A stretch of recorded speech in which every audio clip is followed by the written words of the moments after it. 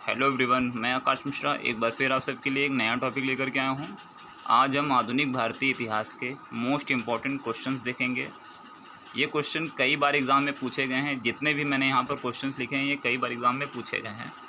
जो बच्चे SSC, CGL, CHSL, SSC MTS या यूपी पेट, रेलवे या अदर स्टेट लेवल एग्ज़ाम की तैयारी कर रहे हैं उनके लिए काफ़ी इम्पोर्टेंट प्रश्न हैं। इससे पहले आप सब लोग मेरे चैनल को लाइक और सब्सक्राइब जरूर कर दें और बेल आइकन को दबाना ना भूलें, जिससे मेरे आने वाली वीडियोस की नोटिफिकेशन आप तक आसानी से पहुंच सकें। और शुरुआत से लेकर अंत तक वीडियो पूरा ज़रूर देखें। सबसे पहले हम लोग स्टार्ट करते हैं क्वेश्चन नंबर 1 से। वर्ष 1942 में महात्मा गांधी द्वारा शुरू किए गए भारत छोड़ो आंदोलन को किस अन्य नाम से जाना जाता है? ये भी कई बार एग्ज़ाम में पूछा गया है। तो भारत छोड़ो आंदोलन को, जैसा आप लोग जानते भी होंगे, महात्मा गांधी जी द्वारा शुरू किया गया था। इसको हम अगस्त क्रांति के नाम से भी जानते हैं। कभी कभी क्वेश्चन ऐसे भी आ जाता है कि अगस्त क्रांति को किस नाम से जाना जाता है? तो अगस्त क्रांति को भारत छोड़ो आंदोलन के नाम से भी जाना जाता है। तो 2 क्वेश्चन इसमें बन सकते हैं। अगला हम लोग देखते हैं क्वेश्चन, जलियांवाला बाग हत्याकांड कहाँ हुआ था? तो जैसा आप लोग देख सकते हैं कि जलियांवाला बाग हत्याकांड अमृतसर में हुआ था, जो कि पंजाब में है।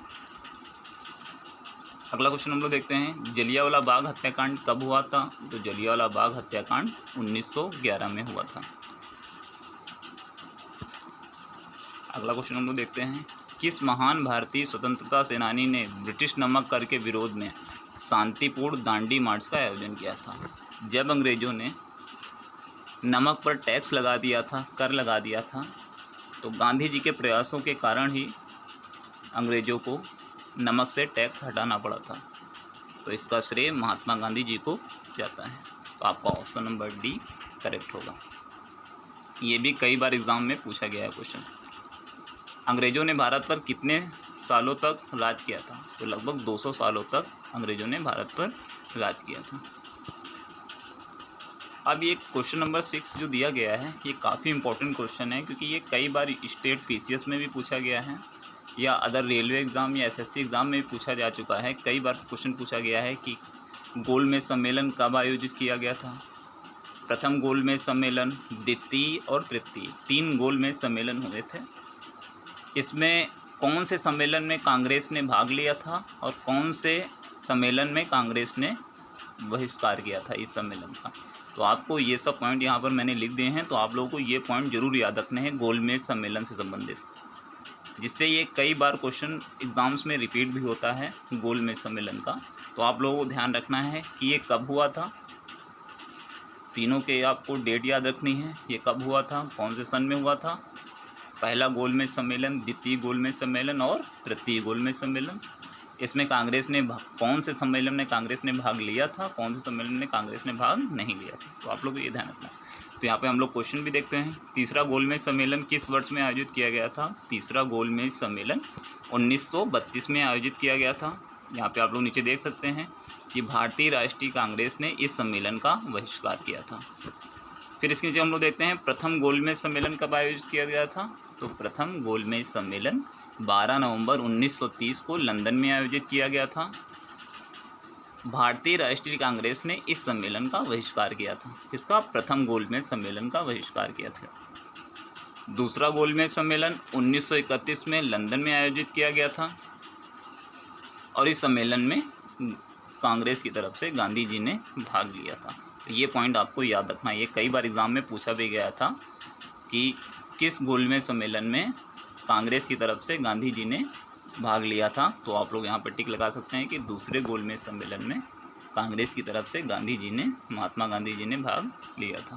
ठीक है, आप लोगों को ये याद रखना है। मोस्ट इंपॉर्टेंट क्वेश्चन है। कई बार स्टेट पीसीएस, यूपी पेट की एग्ज़ाम की जो बच्चे तैयारी कर रहे हैं, आने वाले एग्ज़ाम्स हैं इसके, तो उसके लिए भी काफ़ी इंपॉर्टेंट है और एसएससी के लिए भी काफ़ी इंपॉर्टेंट है ये क्वेश्चन। क्वेश्चन नंबर 7 हम लोग देखते हैं, भारत की संविधान सभा के गठन का आधार क्या था? तो भारत के संविधान के सभा के गठन का अधिकार कैबिनेट मिशन योजना, जो कि 1946 में बनाई गई थी, उसके लिए यही आधार था भारत के संविधान सभा का। क्वेश्चन नंबर 8 हम लोग देखते हैं, लॉर्ड कर्जन द्वारा जारी बंगाल प्रांत को 2 भागों में विभाजित करने का आदेश कब दिया गया था?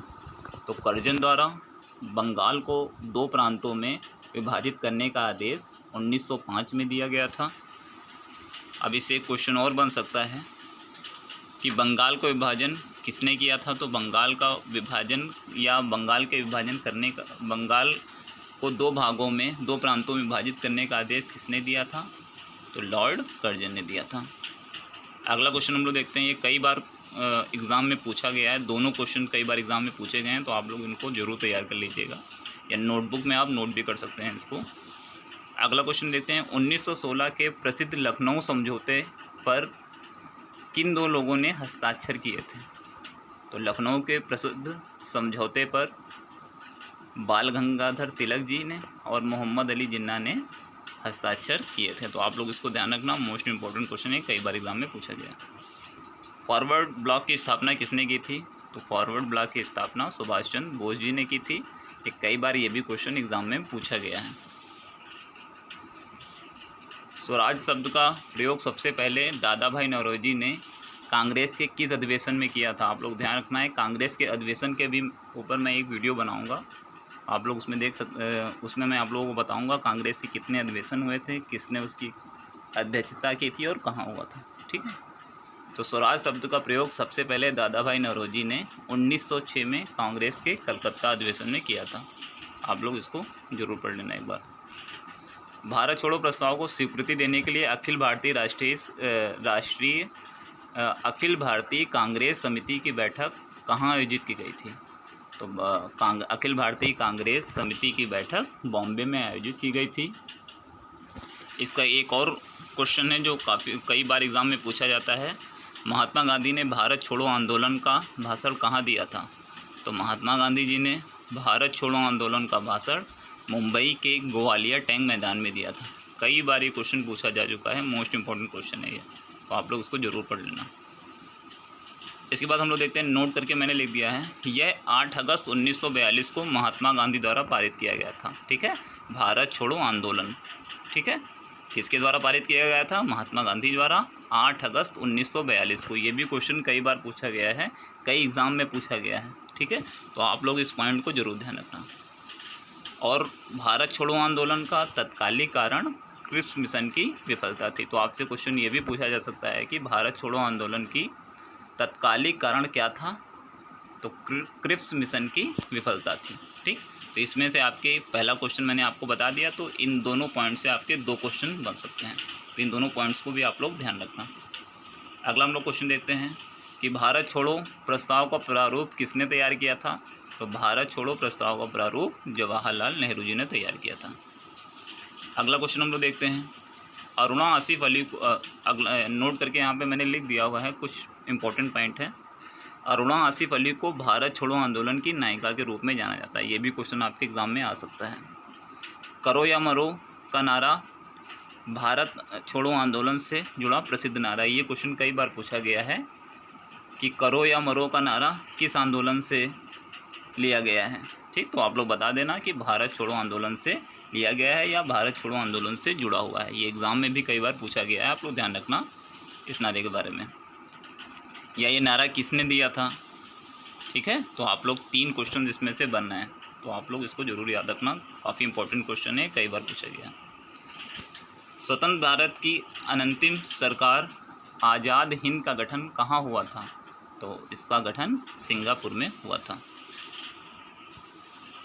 1857 के विद्रोह का नेतृत्व लखनऊ में हजरत महल ने किया था। ठीक है, तो आप लोग ध्यान रखना, यहाँ पे मैंने कुछ मिस्टेक हो गई है, प्रिंटिंग मिस्टेक, आप लोग इसको सही कर लेना। तो 1857 के विद्रोह का नेतृत्व लखनऊ में हजरत महल ने किया था। यहाँ पर प्रिंटिंग मिस्टेक हो गई है, तो आप लोग इसको करेक्ट कर लेना। ठीक है, यहाँ पर हम लोग देखते हैं 1857 के विद्रोह से जुड़े प्रमुख नेता। ये कई बार एग्ज़ाम में पूछा जाता है।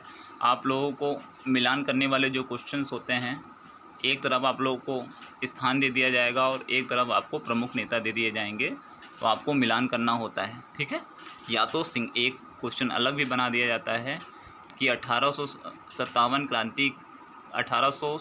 क्रांति के विद्रोह का नेतृत्व इलाहाबाद, कानपुर या झांसी से किसने किया था। ठीक है, ऐसा भी क्वेश्चन आपको दे दिया जाएगा। तो यहाँ पर लखनऊ से हजरत महल ने किया था, इलाहाबाद से लियाकत अली ने और बनारस से भी लियाकत अली ने, कानपुर से नाना साहेब ने और झांसी से रानी लक्ष्मीबाई ने किया था। ये मोस्ट इम्पॉर्टेंट आप लोग नोट कर लेना, मोस्ट इम्पॉर्टेंट पॉइंट है, ये कई बार एग्ज़ाम में पूछे गए हैं। अब कुछ सिंपल क्वेश्चन देख लेते हैं हम लोग। राष्ट्रगान को गाने में अधिकतम कितना समय लगता है? जैसा कि आप लोग जानते ही होंगे तो 52 सेकंड लगता है। राष्ट्रगान को गाने में अधिकतम 52 सेकंड का समय लगता है। पहली बार राष्ट्रगान कब गाया गया था? तो पहली बार राष्ट्रगान 1911 में कलकत्ता के कांग्रेस की कलकत्ता अधिवेशन में गाया गया था। राष्ट्रगान किसने लिखा था? तो राष्ट्रगान रविन्द्रनाथ टैगोर जी द्वारा लिखा गया था। आप लोग ध्यान रखना, ये इम्पोर्टेंट पॉइंट्स हैं सारे। भारत के प्रधानमंत्री 15 अगस्त को ध्वज कहाँ फहराते हैं? तो भारत के प्रधानमंत्री 15 अगस्त को दिल्ली के लाल किले पर ध्वज फहराते हैं। ये भी क्वेश्चन कई बार पूछा गया है कि भारत का अंतिम गवर्नर जनरल कौन था? तो भारत का अंतिम गवर्नर जनरल सी राजगोपालाचारी जी थे।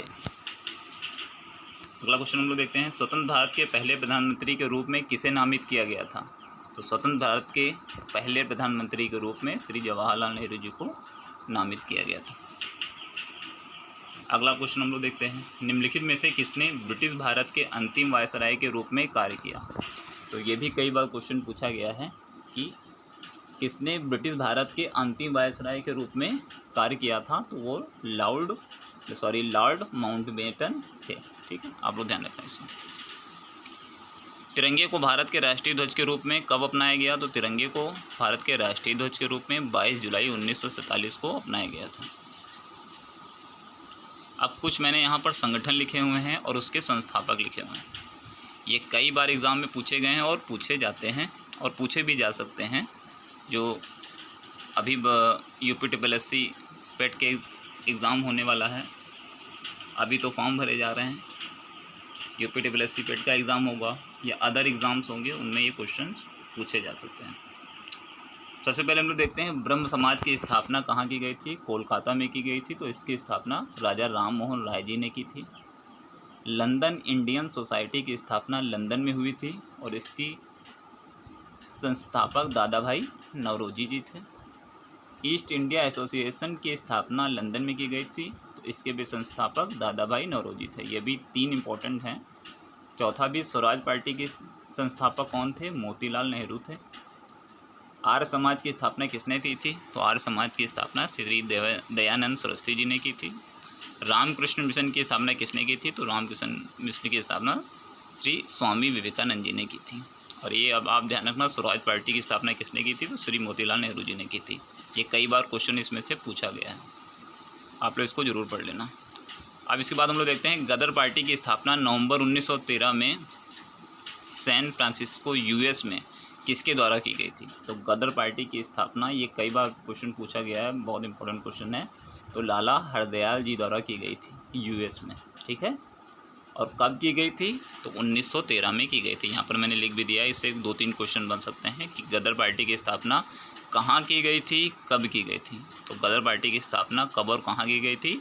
नवंबर 1913 में सैन फ्रांसिस्को US में की गई थी। इसका ऑप्शन नंबर 1 करेक्ट होगा।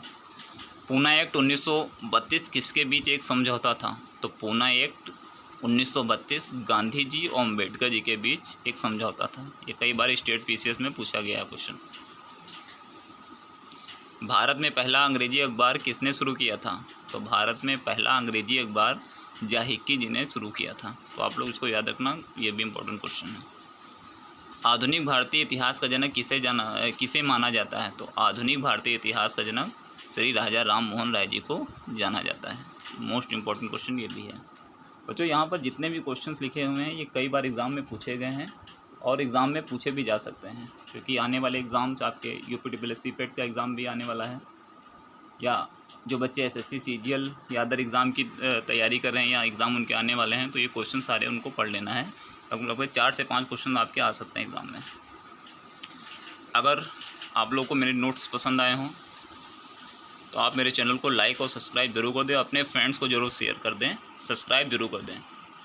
और अगले टॉपिक में मैं आप लोगों को कांग्रेस के जितने अधिवेशन हुए हैं, कहाँ अधिवेशन हुए हैं कांग्रेस के, किसने अध्यक्षता की है, वो मैं आप लोगों को पढ़ाऊँगा। आज के लिए बस इतना ही। Thank you.